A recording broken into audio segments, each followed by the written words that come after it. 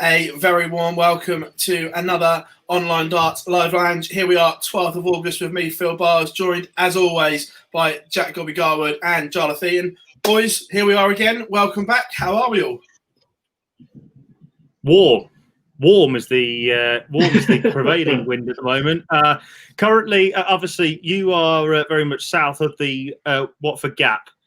Phill, you are, but us, me northerner here currently right now, it is absolutely sheeting it down with rain currently outside my room and outside my studio. But yeah, apart from that, absolutely baking it has been here currently. And yeah, just need this heat wave to be over. I don't do heat very well, as you can probably tell with the hair colour. Costa del South down there, beautiful. Not ginger-friendly weather, though, I have to say. No, you two are both in trouble for that, aren't you? Yeah, it's not great, I have to say, but it's all good. So, first of all, quite a week this week from what we had last week when the PDC were dropping bombs all over the place. Yes, it was a very, very quiet week in comparison. No announcement of anything, no like proper big announcements in terms of new Euro tours. We thought there might be the case. We're thinking about people in terms of World Cup, maybe in terms of World Series stuff that we were looking at. We've heard, as we thought we might hear some aspects on that. But to be fair, though, Phill, at least we've got some content coming out this week in terms of the interview. If you haven't looked at it, by the way, guys, the interview that we did with Mac Elkin, that Phill did with Mac Elkin, is absolutely brilliant. Really, really good interview. I think, Gob, to be honest, it's a real insight to how a manager deals with it because, like, in my opinion, if I am in that position where I was with Dimitri van den Berg and Glenn Durran in the semi-final, I don't know how the hell Matt dealt with it, to be pretty honest. It's mad. I think it's just the complete opposite end of the spectrum of raw emotion as soon as a match that means that much to the two players is over is incredibly difficult to deal with. Obviously, as a manager in that situation, you'll guarantee the player into the next round, which is brilliant. You can't really lose from there. But if you listen to the interview, the way that both players dealt with it, the way that Mac dealt with it, just shows the quality of all those involved in that moment and what goes on and how well these players interact with each other once they are under different stables, if you like. Yeah, no, definitely. And you could tell that he wasn't best pleased either with a few bits. He hit it quite well, bless him. He's not. The thing is with Mac, though, is the fact that, like, yeah, I mean, to be fair to Mac, right, we've known him for a fair few years now. He is a bloke that speaks his mind. There's no doubt about that. But he's also a bloke that will always give you a soundbite, but he'll tell his mind. But if he says something's great, he'll always say something's great. Like, he's not two-faced. He's not two-faced. He's straight down the middle. And like I say, Phill, you did a brilliant job with him as always, pal. And it was great to hear him speak so openly, to be brutally honest. Yeah, no, definitely. Right, guys, just a couple of things. People are saying we can't see it on YouTube, yet I can. So I shall let you two talk a minute while I hop screens and do some control management. You know? That's fine. Yeah. So can we talk about my other escapades this week while we're waiting? Well, do you know what? We were going to hold this till the end of the show, mate. So why not? Why don't you do this right now and talk about the act that you've done in terms of saving the nation this week? Yeah. People of Britain, do not fear. When McDonald's of the UK announced they were reopening following the lockdown, I tweeted them rather cheekily, stating that because we'd had to wait so long, about 9 weeks at this point, for a quarter pounder with cheese, that the double quarter pounder with cheese should return. I was sat here at my desk earlier working away to be tweeted by McDonald's in response, who, by the way, inboxed me directly in response to my initial tweet saying no plans to come back, saying they're bringing it back as of tomorrow. That's it. I've done you a job. I've done you a service. The double quarter pounder with cheese is back at McDonald's as of tomorrow. Thank you later. The thing about McDonald's for Gob is the fact that like the many times that we've been down to the UK Open and the Players Championship finals in Minehead, the walk that we do from the hotel where everything is premium but the price on the way to Butlins itself, you do stop off and you do have a wonderful job with that quarter pounder. So you are literally at this moment in time like saving you're saving yourself and the rest of Britain. That's what the way that you think about it. So really, the whole of Britain should be paying tribute to you right now. I know. And forget all those that will slide straight in and go, you can just add an extra patty if you go to the self-service menu. I ain't about that life. I ain't got time for that. I just want to go through the drive-thru and be like, yo, I want that thing. And it's back. Conveniently, the day after Eat Out to Help Out stops for the week, so we've got to wait another week to get a cheaper price, might I add. But it is back nonetheless. But you have to say, it's almost as if like McDonald's are trying to see what they could do first up before they have to do the Eat Out to Help Out kind of thing for the government, which is not really a surprise. But no, like I say, it's been a really, really interesting week, which of course, by the way, ladies and gentlemen, we will get to in just a moment. Like I say, Phil's currently just trying to sort us out on YouTube. So if you're watching us on Facebook, please give us a comment on there right now. Online Darts on Facebook. Give us a question, and we'll try and answer some questions at the end. Phill currently has his finger in the air, so I'm going to guess that we might be live on YouTube. Phill, we should be. Yes, for some reason YouTube decided to sort of randomly change the setting, casual like you do. But yes, so yes, it is live. We are live we are now live. We are live. Why wasn't I told? What? Yeah. Why wasn't I told? We are live. I wasn't told about that. Yeah, it's a great place to why wasn't I told? But like you say, ladies and gentlemen, we are now live on YouTube, so make sure you head us over there right now. Online Darts TV is the way that you can find us over on YouTube. If you don't want to watch us live on Facebook throughout the entire hour or so that we're going to be here, but rather than talking about McDonald's quarter pounders, as much as God would like to do that for the entire hour, we do actually have some darts to talk about, because even though the PDC haven't dropped the announcements, Phill, it's been an interesting week. Yeah, definitely. We'll start on a rather somber note. Obviously, 8 years this week that we lost the original and the great voice of darts in Sid Waddell. I don't think there's probably a day goes by, because I'm a geek and I watch pointless stuff that no one else watches, that you don't hear a famous Sid Waddell quote or line of some sort. And there's been some really great tributes paid this week. And I think it's only times like this when we reflect on one absolute wordsmith and genius the man was. Yeah. What else is there to say?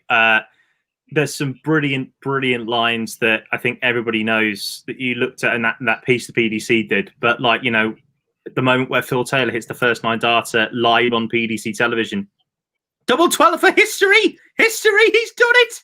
I think Paul Nicholson will probably kill me right now for that accent, but there we go. Look, the thing is that as well, you've got the line that does for me, and I'm sorry, God, because it's against your boy Wadey, and I do apologise, but it's when Phill Taylor hit the second 9 darter.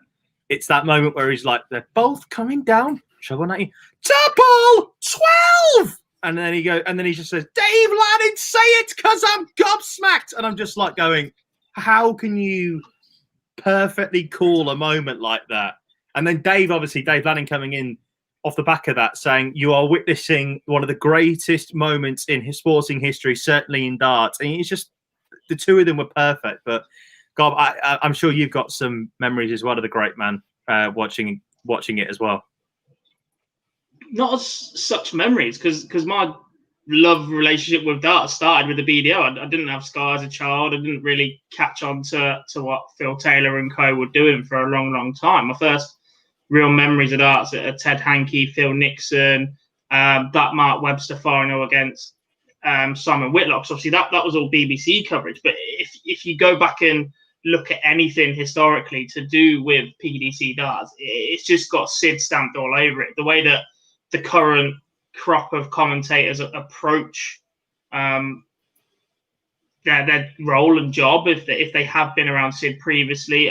We spoke to Rod Studd, and he couldn't speak any higher of the man. And he's like, he's practicing your ad libs. How do you practice ad libs? That's the point of an ad lib. But it was just the character of Sid that made darts into the TV spectacle I think it became, because let's be honest, as a concept, it's probably not the most viewer friendly, yet Sky and the other broadcasters around at the minute have turned that into it. And I think Sid's commentary was a massive part of that, and why it's seen such the growth that it has over the past 10-15 years. Yeah, no, I agree that it's one of those ones that everyone talks about and wants to be Sid, and I think that's probably the ultimate compliment you can pay people, is the fact that he was just absolutely outstanding. Well, I'll tell you what, Phill. Yes, go on. I tell you, one thing that I remember tweaking about that Rod Studd interview that we did with him, and I remember him talking about the 2011 World Championship final when he got to sit in the combat for half a final with the great man. And he said, I remember that was the time where A.D. Lewis hit a 9-darter in that final, in the third leg of the match. Mardell and Studd, gobble dismacked.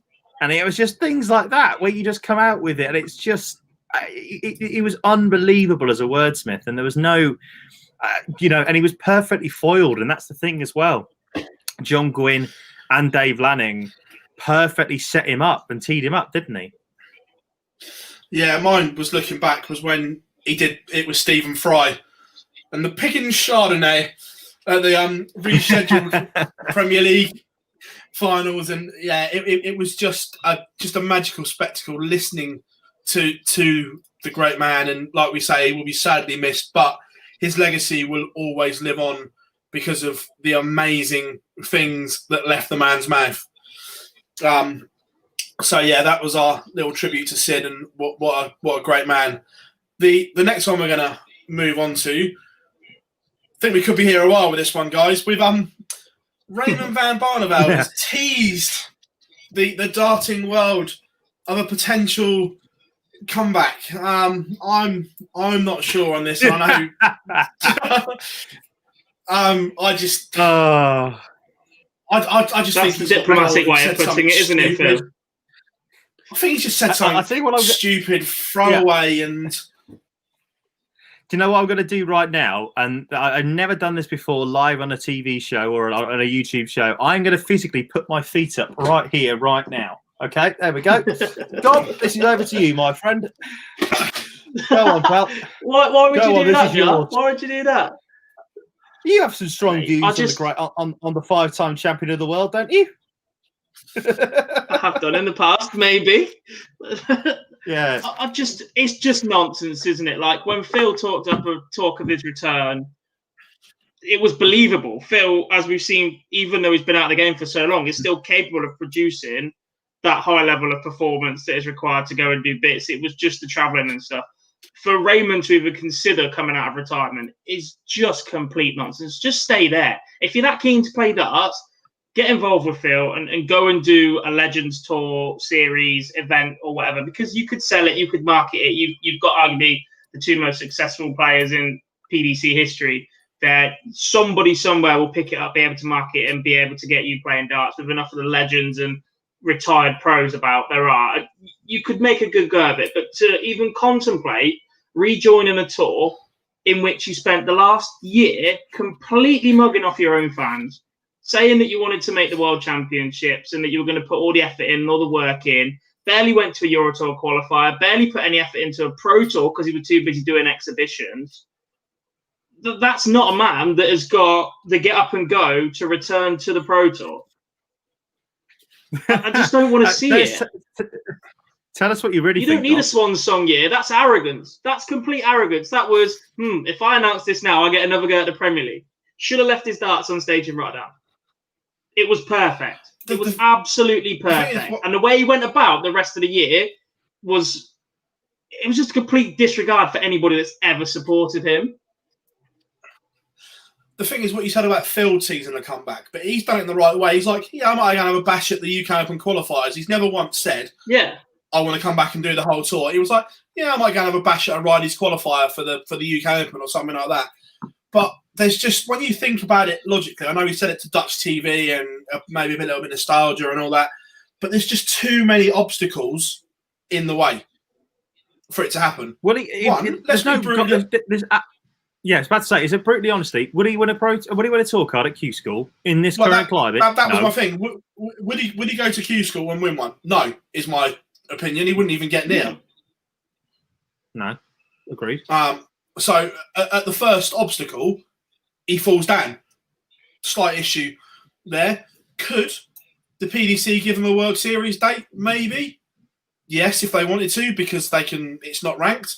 So if they wanted to go down that route and showcase him and wheel him out, then potentially that is one way of doing it. But as for a full-blown Raymond van Barneveld return, one, no, and two, I don't think he's good enough anymore, plain and simple. Let's be brutally honest. He's not... Well, hang on. Gob, you had this brilliant stat on our old show. When was the last time that he won a ranked televised title? 2006, Vegas. I think. Off the top. Yeah, in Vegas. Las Vegas that event didn't exist for 5 years. Well, it still doesn't exist. No. Like, So I've got no time for it. It's not the same, and I'll probably get a bit of abuse for this one, but it's a bit like the women's event last week, except for they haven't had the same opportunities that Raymond's had. Why does he keep getting handouts? Why would he keep getting leg ups and opportunities? Yes, he's a 5-time world champion. 4 of them in the BDO. The switch changed a lot, don't get me wrong. But in terms of what he achieved... The switch changed darts forever. But in terms of what he actually achieved on the hockey, in the PDC, it's far more overstated than it ever should have been. I disagree there because... Look, you know me, I'll always say that the game that ever got me into darts was the 2007 World Final. That was the first game that I ever remember watching from start to finish on TV, and that was the game that got me into darts, right? My point about Barney is this, and I'm probably not as strong opinioned as Gob when it comes to this, but the sentiment is still there, that I have been a lifelong Barney fan throughout my entire life of watching darts. I've loved the man since 2006 when he moved over. He hasn't done anything apart from in the World Cup, really, that made me get off my chair. He had a fantastic run in Minehead in November at the Players' Championship Finals. That should have been the warm-up for what could have been a real swan song and a real effort at World Championships. But then he just goes and gets absolutely obliterated off the board by Darren Young. In front of about 600 people, everybody had already left. I'm about to say, Darren Young, right? No disrespect at all to Darren Young, because he deserved to win the game, but Barney was dreadful. Yeah, and when you look at it, probably the last time we saw the great Raymond van Barneveld was the Grand Slam win, because that did come from nowhere, in fairness. No one saw that coming in. He was absolutely Premier League that night. But yeah. I think for me, the Grand Slam was better. The Slam win was better for me. The Slam's over an entire weekend. You've got to put those performances to get there. Premier League, you've got to be top 4, yes, but you've got to win 2 games on a night. And I just think he was good on that night. He was very, very good on that night, but I don't think he was unplayable or exceptional or at the level that we've seen Raymond before. No, definitely. So sorry, everyone. We are putting the Raymond van Barneveld comeback flames well and truly out. 1, we don't want to see it, and 2, just don't think it will. Why not? Let's get Eye of the Tiger blasting out at every single arena. I'm sure everybody would love it. There's no doubt about that. Whenever I hear that song, I automatically just see him walking at the bottom of the hockey, John McDonald shouting at me, being a 5-time champion of the world. Let's do it. I'm joking. I'll tell you what, while we're there, we'll wheel Keith Deller out and just get him to leave 138 every leg in the hope he gets somewhere near that again. And I'll tell you what, in between the matches, we'll take that as a 5-piece back on the stage as well. We love this. We love it. Phil Taylor, that's next to Robbie. He'll get him back.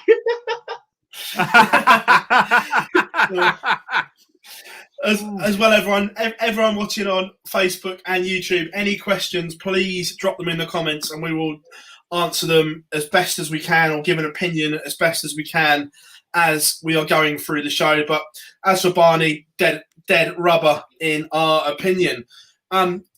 Next one, which has been darting news, to be fair, some pretty sad news, but probably not unexpected. Most of the associated PDC tours have been cancelled for the rest of 2020. The right decision, probably, but it leaves them with some headaches because by the look of it, they are going off the rankings as they are for World Championship places.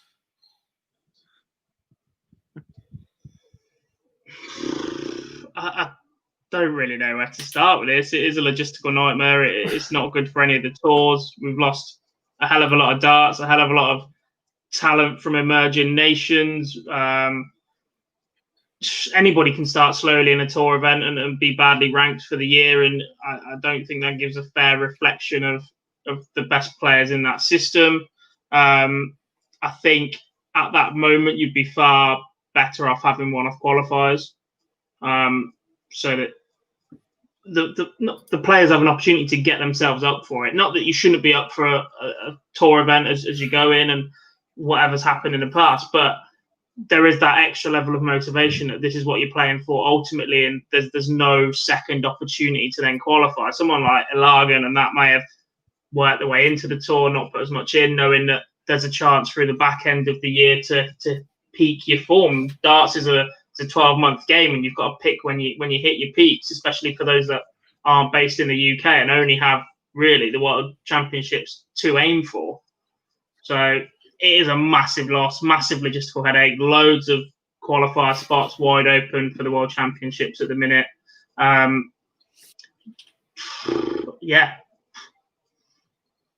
It's interesting that the DPA are still trying to run the Oceanic Masters, which obviously is the premier event down under. It's the one that all those players aim and want to win, and it has a World Championship spot attached to it. So that will be interesting to see if they can get that one over the line.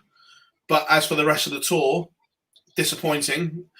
But could be a way for Corey Cadby to appear at the World Championships. Could he go and win the Oceanic Masters and rock up in London? I say London in brackets. We might come on to that shortly. But yeah, it's an interesting thought. Yeah.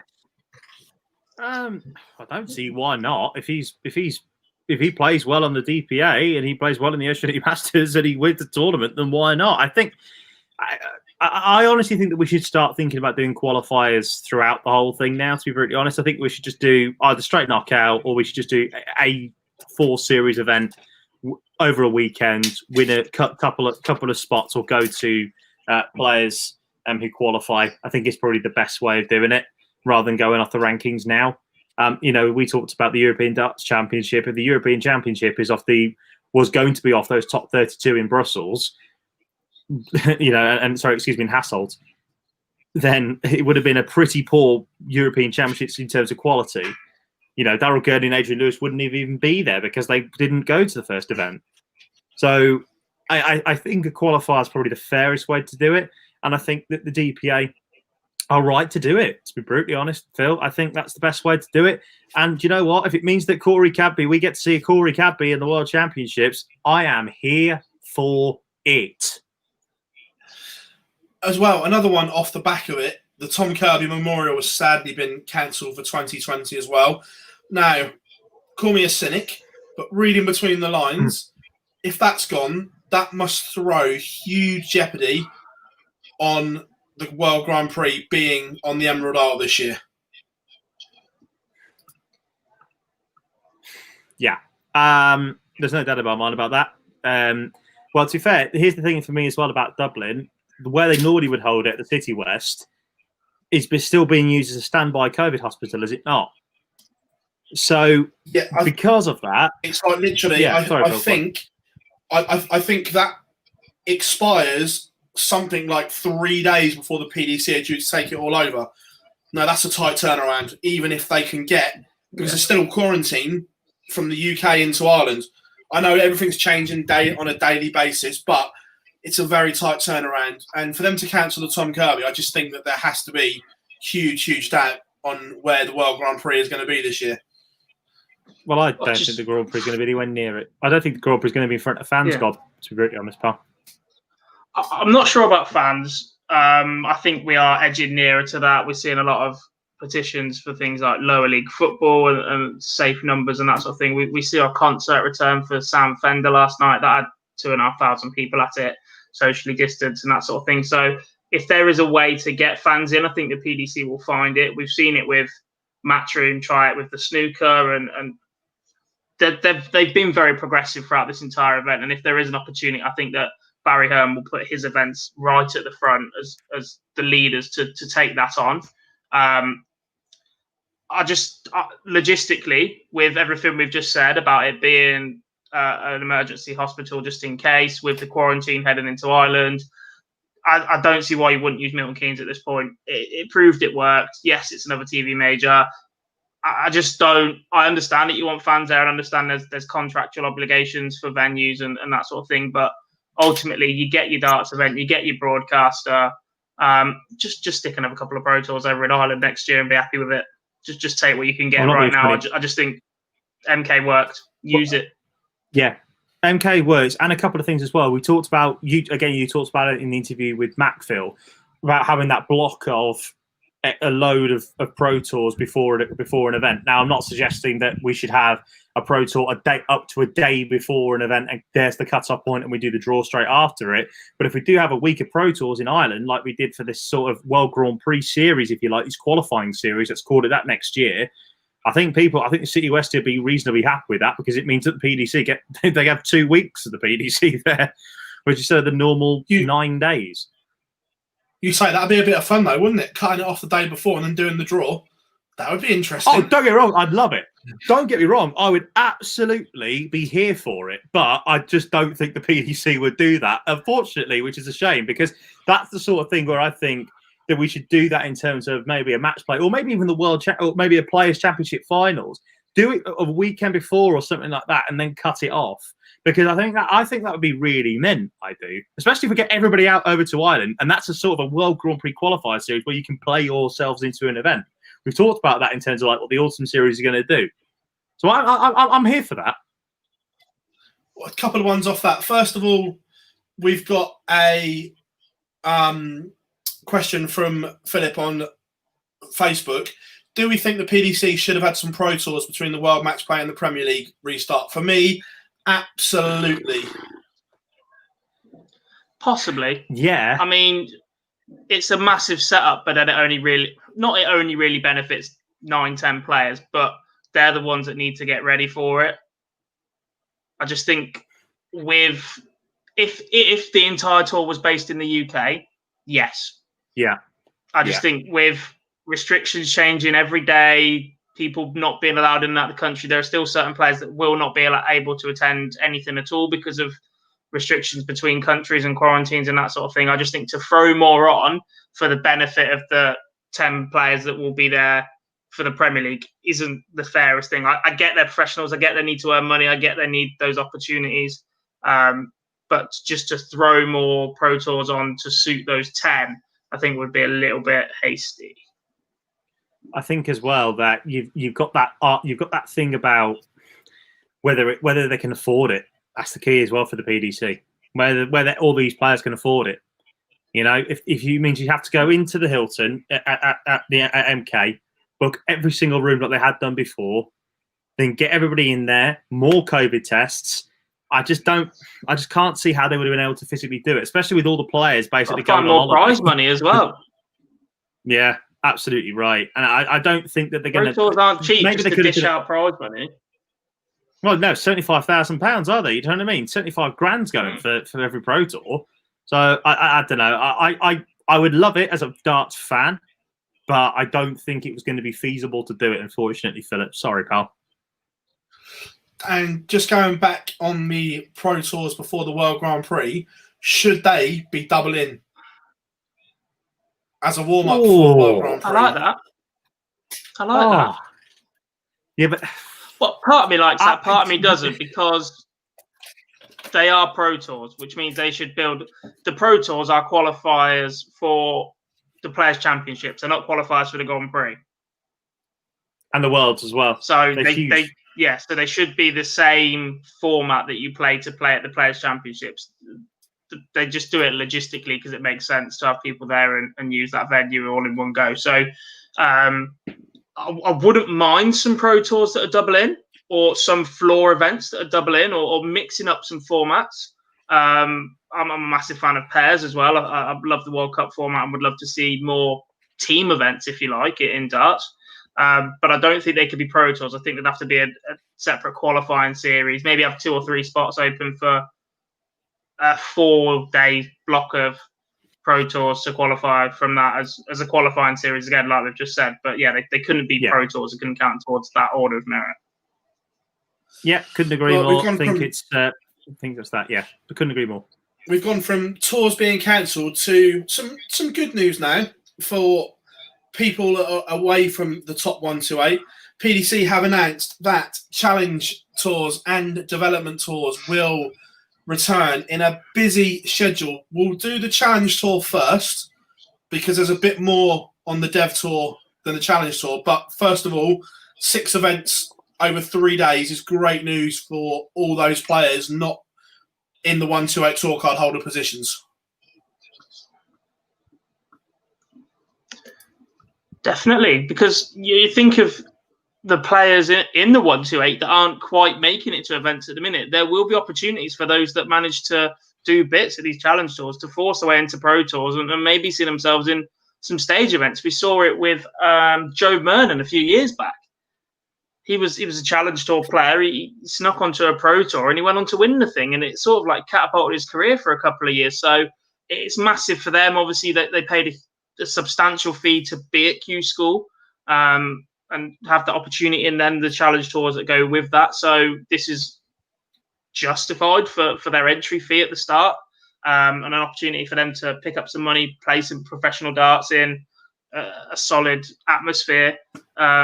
And yeah, for those that have used the lockdown to practice very well, it's an opportunity to force their way onto the challenge tour rankings and maybe even a Pro Tour appearance or 2.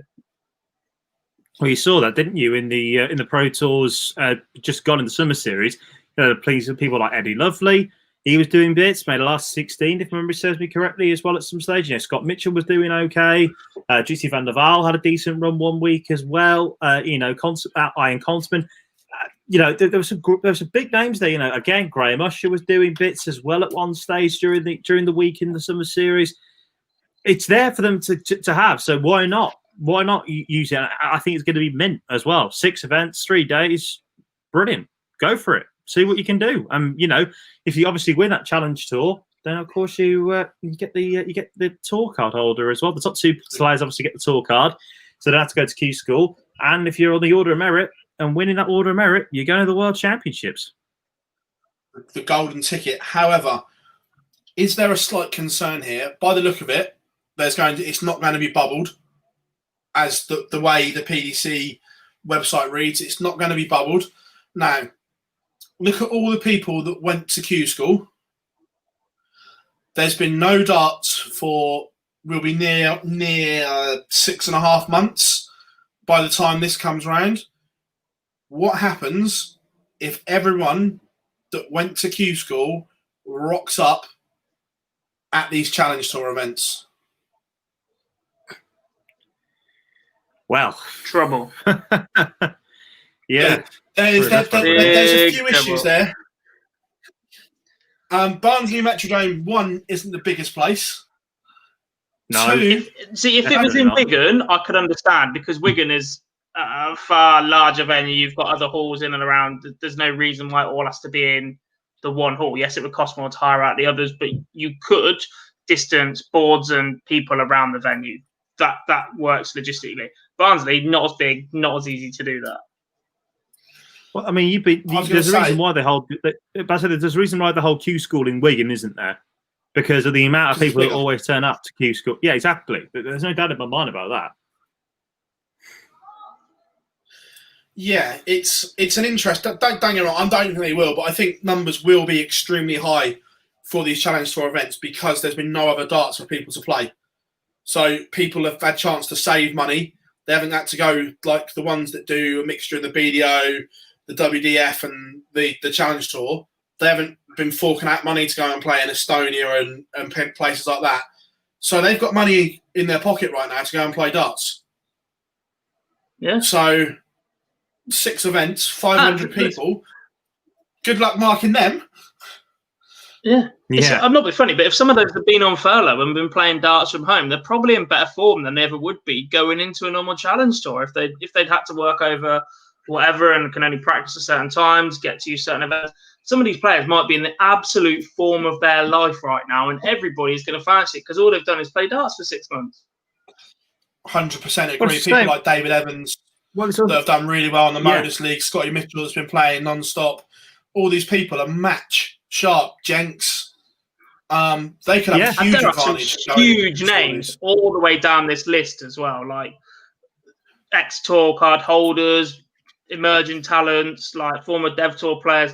There are some really big names on there that will want to come out of this absolutely fighting because of what's at stake for the back end of the year and that chance at the World Championships. And who knows? Let's be honest, with the qualified and internationally being cancelled the way they are, who's to say that more of the field won't be filled from Challenge Tour or Pro Tour players? Yeah, absolutely right. Yeah, it's an interesting one, but great news that the Challenge Tour is back. And from there, hand in hand, the Development Tour as well. And there's an interesting one on here for me that I don't think anyone's really picked up. So we've got 4 days of action at the end of September on the Dev Tour, 3 days of Development Tour outright. But on Monday, the 28th of September, we've got the last 96 of the Unicorn World Youth Darts Championship. Now, that says to me that this is Minehead could happen. Yeah, I agree. I said before, and I'll say again. I've said before, and I'll say it again. That is the one where I really do think that will be the tester for fans, because it's not. The thing is, if people haven't been to Minehead before, it's not just about fans. Theoretically, they can secure bubble it. Theoretically, they can secure bubble Minehead, because you've got 5,000 people arriving on the site. If they all have a COVID test there, it's a theory. I mean, I don't see 5,000 people going to Butlins, but theoretically it can happen. So I think that the Ladbrokes Players Championship Finals, in one guise or another, with or without fans, is going to happen, because ITV will the only ranking event they'll have had is bar the European Championship is the UK Open. The Players Championship Finals is a huge tournament ahead of the Worlds. They will want some darts on their last darts event currently under contract. 100% it will happen. It's just where it happens. Is like the Pit Matt has openly said that if there's no fans, there's no point dragging everyone down to Minehead. Is the thing. So if there's no fans, I'm guessing it will be at Milton Keynes, the same as pretty much everything else.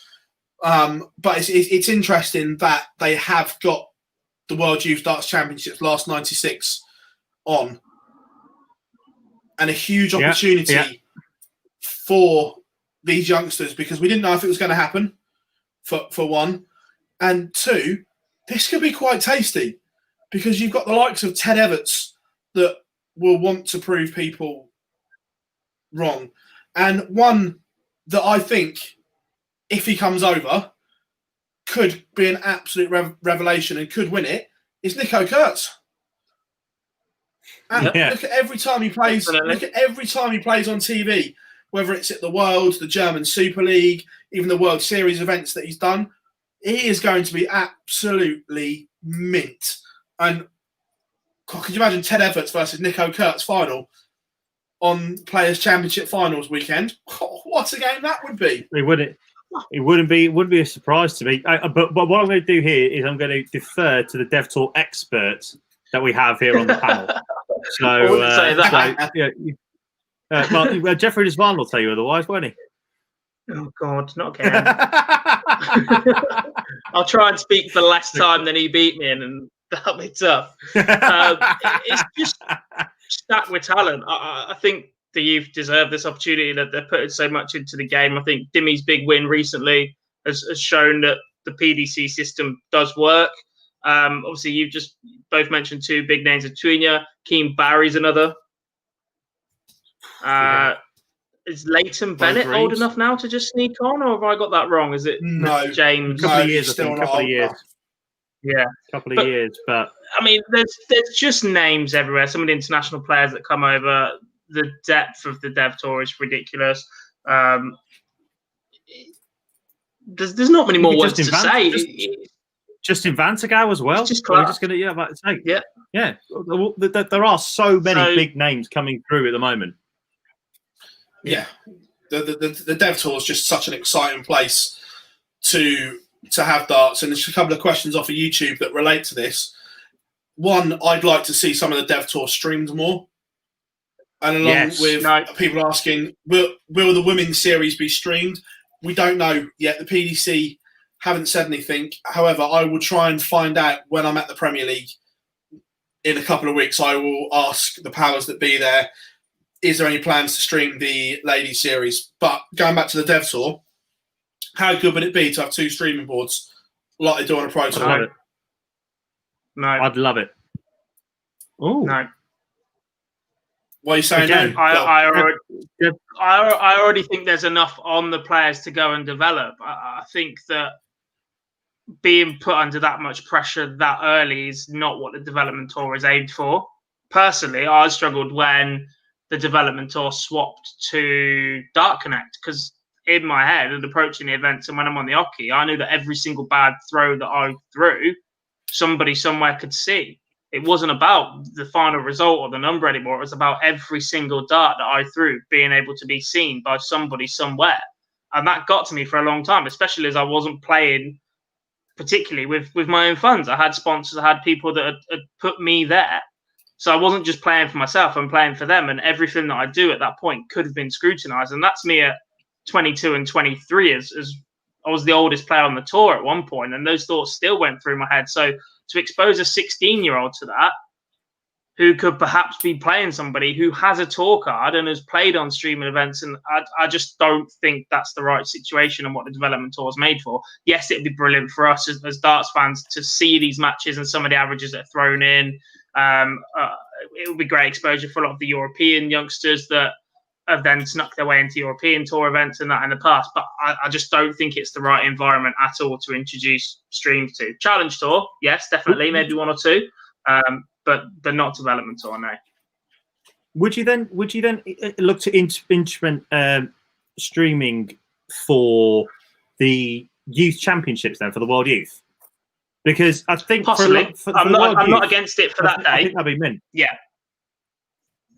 I would, but then again, you're in the same position where at that point, you'd want everything to be level, which means you'd want everybody to be under that same pressure being streamed. Why is it fair on somebody whose name is more established to have to play on a streaming board in comparison to somebody who isn't? Because of the pressure that comes with that, of being in front of a camera and performing to potentially thousands of players playing. I know their ultimate aim is to be on stage and do that, but at the same point, to have to go through that pressure a lot earlier than others isn't a level playing field, is it? There's no balance to that. Well, the established players there, the majority of the players that get through to the last 96 of the World Youth, I'd say about 10, 15 of them probably are either tour card holders who have been on the tour or have played streaming boards. I'd say probably about a quarter. Is that fair? About a quarter. In the past, definitely. I think a couple are a bit older now and moved on. But yeah, I would say, I think I did a count one year and there was something like 14 tour card holders on the development tour. So yeah. So what I'm saying is that, like, for them, obviously, you talk about that level playing field and all that, but the majority of them will have already played at some stage on the Pro Tour as a streaming board. I'd like to see it. I think maybe not for the whole tour. I agree, because I think that would really put the cat amongst too many pigeons. But for that day in particular, when, let's be honest ourselves, we're all looking at it as darting fans, if you like, we're all looking at it going, right, who's it going to be? Who's it going to win? Because I remember we were watching it with you last year. We were going like, how the hell has Ted Evans not managed to make the final when he's been absolutely bossing the Dev Tour all year?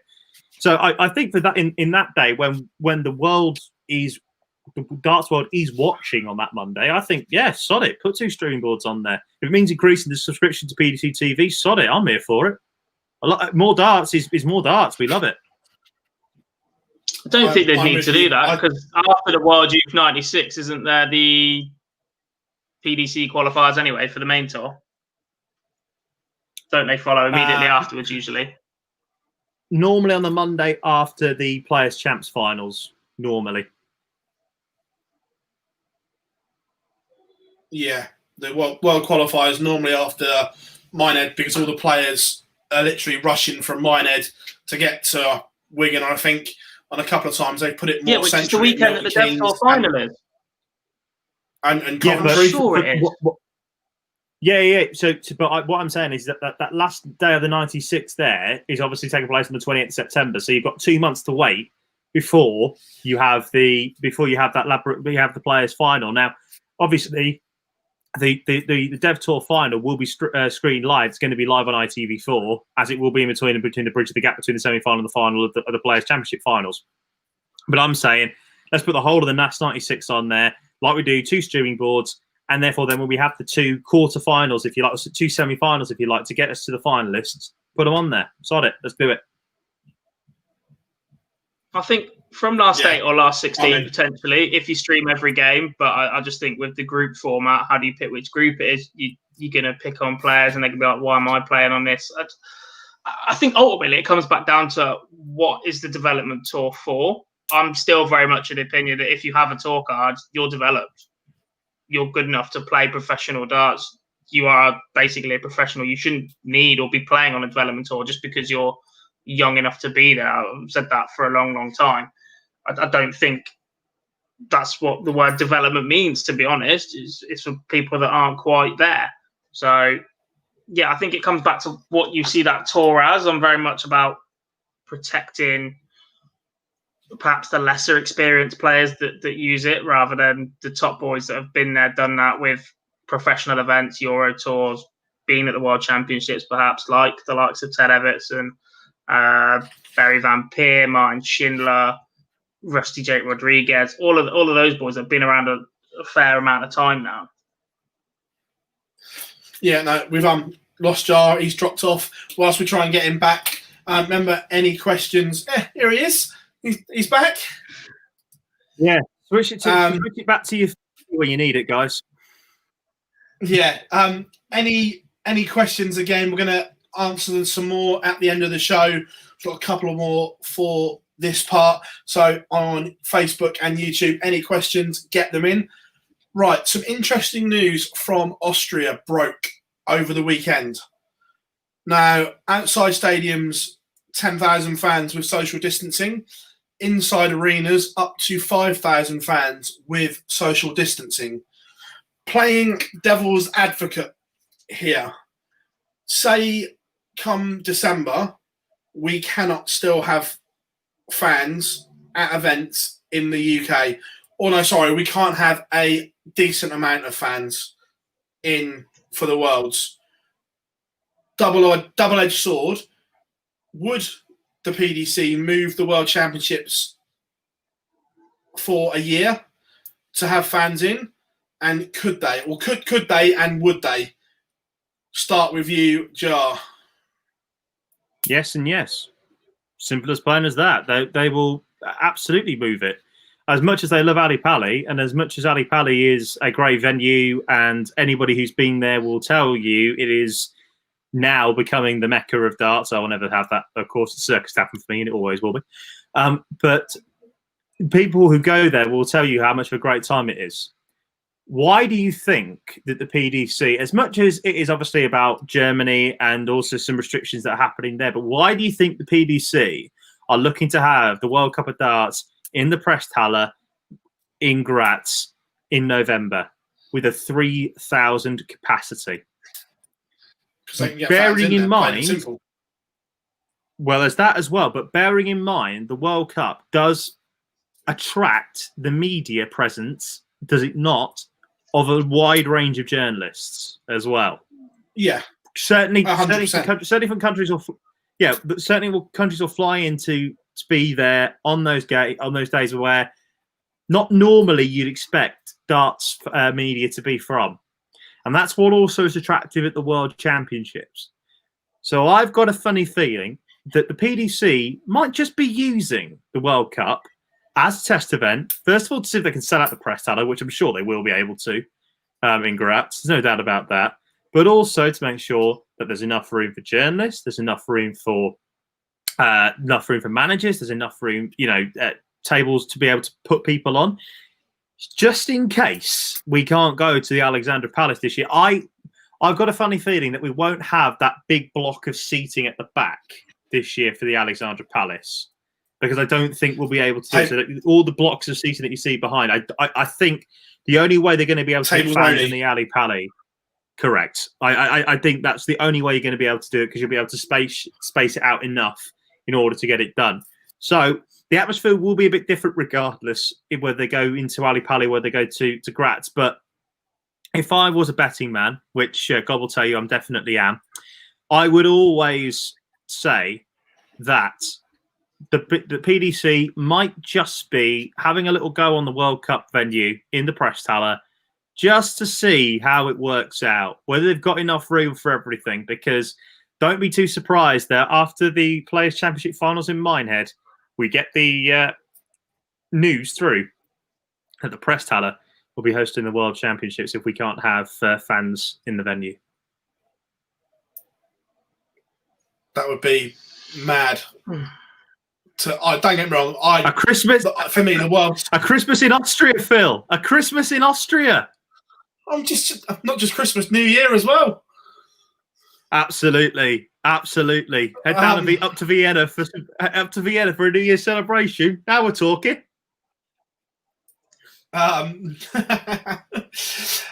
Quick one from Jacob. Not sure my job would allow that. It would be financial year end of 31st of December. No way am I flying in and out. Just thinking how I put that through. I'm just thinking how I put 16 nights through my books.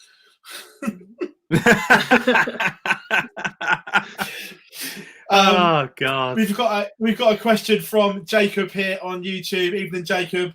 Do you think there is a danger that Q School might be cancelled this year, as a lot of events? In a word, mate, I don't, because it makes the PDC too much money. When you do the sums, it brings in nearly £500,000. So if Barry, the only way Q School gets cancelled if someone tells Barry from the top of the government he's got no choice. But for me, Q School happens. I think if that happens, then the tour gets put on hold until you can have a Q School, because they have to fill the cards that people lose. They're not just going to start dishing out handouts to people that would be dropping off the tour. That is the system to fill those 2-year spots. That's how it works. That's the obligation. That's what you win by becoming a tour card holder. You're not getting a reprieve for that. That Q School process has to happen. Yeah, I know. Jar, you agreeing? Absolutely. Like you say, it makes the PDC far too much money, doesn't it? £500,000 from people. Nearly 1,000 entries this year into Q School, all paying £500 a pop. You do the math. £500,000 for the PDC is ridiculous, especially off the back of the fact that if they can sell the tickets for the World Championships at £30, £40, £50 a pop as well, for 3,000 seats and a double session every day, makes the PDC too much money. Ain't going anywhere. No, I agree. So yes, Jacob, we all think that Q School will happen, just because it's a money maker, and that's the way the world is. We all know that Uncle Barry loves a pound note, as he says it himself. He walked into the Circus Tavern and could smell the money. Right, so last few. If there's any more questions, guys, next week's show will be bumper, because we are going to look ahead to the Premier League return.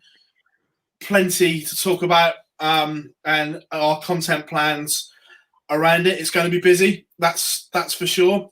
But Premier League darts is back, which is the important thing. it's going to be interesting, that's for sure. Still no clarification on whether it's 6 or 7 nights at the moment, which is interesting to say the least, because, yeah, we've heard some stuff that say it's 7 from very good sources. And from Barry himself in the original press release. Yeah. But go back to the Premier League. I think this is one of the final points when we look ahead next week. Phill, do you remember when we were there in Liverpool? Feels like 3 years ago now, to be honest. Yeah. That night was the last night of television data before the match play. Brilliant game between Gerwin Price and Michael van Gerwen, between the pair. 4 days removed from arguably the best final that I've seen in about 2 years. You've got, suppose it's the match play final 2018. You had a great game between Gary Anderson and Nathan Aspinall, where you just went, how the hell did Nathan Aspinall not win that game? Averaging 10, 15 points higher than Gary. You had Glenn Durrant coming through a battle. You had Rob Cross and Stephen Bunting playing out a draw. Rob Cross loves a last leg in the Premier League this year. And also as well, Buddy Boy losing to Peter Wright in the first game. And I remember driving home from that night thinking, this Premier League is developing into an absolute classic. And it is such a shame that we aren't going to see the end of it. So I'm really glad that we are going to get to at least Judgment Night. We're going to get to at least 3 or 4 matches into the second phase. But as I think we've already said, I can't see how we don't finish in MK. That's the only problem. No, yeah, the Premier League was starting to get hotting up, and we were having some mammoth performances from everyone. Daryl Gurney started the Premier League out of form, and then the last few weeks we started to see vintage Daryl at times. Bully Boy Michael Smith, although he lost the last one, he was in some form. MVG, they were all playing well, was the thing. So it was arguably bubbling up to be one of the best league phases potentially we'd seen. But like we say, that fateful night, we all said, and when we said our goodbyes, this could be it for a while. We didn't think it would be this long, but we certainly knew that we weren't going to be going to Newcastle. That's for sure. Nah. It was depressing, really, because and this is more of a bit of a wider point, ladies and gentlemen, as well, that the press room itself is a very large family. You do see the same faces every single week wherever you go in the world, really. I mean, Phill and I basically were at the majority of events, although he was there in Dublin and all that sort of stuff. There's loads of other people there. Josh Green from Tungsten Tales, other people that will turn up as well. That you get to know these people, and like when you're not seeing them every single week, it does feel very, very odd. I think is probably the best way of putting it. The first Thursday we didn't go to the Premier League, I text Dave Allen just for the Wi-Fi code for sentimental reasons. and a cup of tea from Dave. I'm just like, Dave, what's the Wi-Fi code? Right, and then also as well, like, no, go on, John. Yeah, just some brilliant memories already this year. Like, you know, God will tell you about the night where we went out in Minehead on the Saturday night with some players from the PDC, which ended up in Dave Allen, who is the PDC's media manager, trying to win himself a cuddly toy for his one of his 2 children at 3:30 in the morning, with the majority of the PDC lot shouting "Dave Allen's Barmy Army" on the way down to give him some encouragement. That was an interesting evening, wasn't it, Gob? Definitely. Yeah. So we've got Paul on YouTube, due to be in Manchester next month. Do you reckon it will be on? Part of me would love to say yes, but my gut reaction, unless Boris comes out and shocks us, because let's be fair, over the last 3 or 4 days, the government is under some pressure now to get venues open, because venues are coming out now and saying, look, if we don't open soon, we're not going to be there to open when we come back. So part of me says yes, maybe a reduced capacity pool, but I think my head says it will be at Milton Keynes. But let's look at the positives. Let's hope Manchester is on. Sam, I take it the Premier League is on Sky every night. Yes, it is, mates. Usual rules apply. Premier League darts on Sky Sports. Patrick, are you happy with the World Series invites? Well, Patrick, if you listen to last week's show, the podcast is available. We spent quite a lot of time on this. I think we're all in agreement that we were surprised with some of the invites. I think it's a fair way to put it, boys. But again, we're going to give you a little teaser here. One of those invites is going to change. We're not allowed to say who because it's not fair where the information has come from, and until the PDC release it, look, we could just go and blurt it out, but we're not. We're professional. But one of the invites will change within the next week or so. To a degree. Try to be. We tried to be. Try. We started the show tonight. I'm sorry. We started the show. I'm sorry. Really, I'm sorry to interrupt. We started the show tonight talking about McDonald's quarter pounder. Like, that's definitely not professional. Mate, as much as we doing a service for the nation. That is professional. Next, I'm getting the Cadbury Dream Bar back. Don't you worry about me. Yeah. I'm just one man on a mission. Now.